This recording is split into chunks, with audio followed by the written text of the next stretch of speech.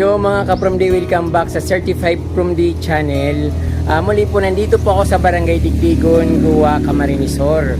At ganun pa rin, wala akong direction kung saan ako pupunta. Basta kung may nakita akong maganda, shoot lang. So ito, okay naman yung kausap ko dito. Pumayag naman siyang i-feature ko yung mga plants nila, yung garden ideas nila. So, wala namang problema at sabi ko, halaman lang, hindi na kailangan ng bahay kasi ang ano lang naman natin, gusto lang naman natin makakuha ng idea, gardening idea, ma-refresh yung mind at makakita ng magagandang halaman, kung anong klaseng halaman na nakikita sa iba't ibang probinsya katulad ng nandito sa aking kinakatayuan na bahay or bakuran. So napakalaki ng garden dito ka-From Day at napakagandang tingnan.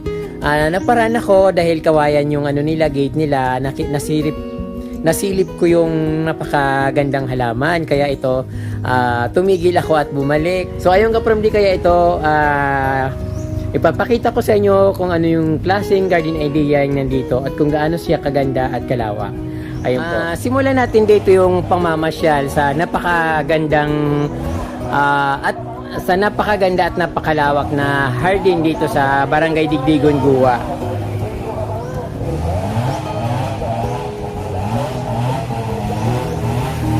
Napakaganda yung dito ng views, yung mga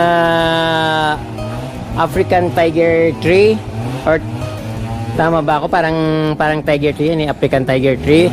Then marami rin silang yung anong tawag doon, yung mga hydrangeas, mga laing. Ayun, makikita dito yung mga naglalabasan na bulaklak ng hydrangeas.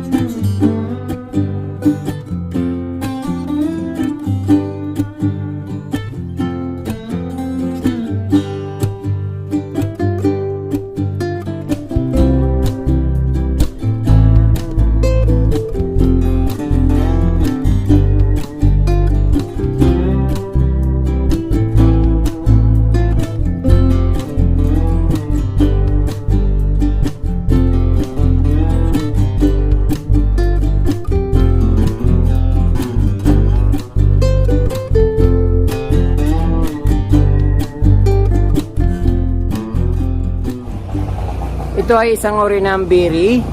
Sabi nila, mapakla yung bunga nito. Plumberry yata ang tawag nito, pero kinakain din siya kasi berry.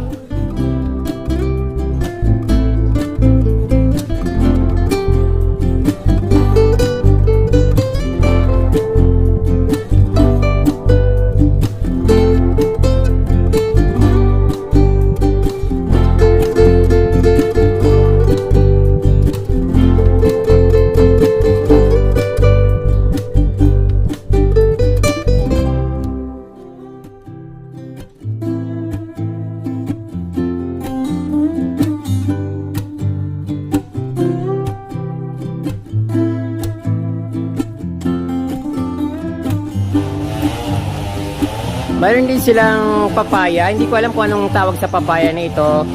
Punong-puno ng bunga. At parang hinog na lahat, kulay dilaw na lahat yung bunga.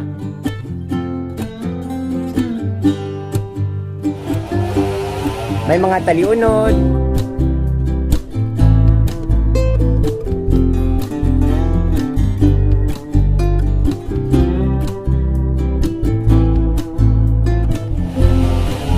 Sarap naman ng papaya, oh.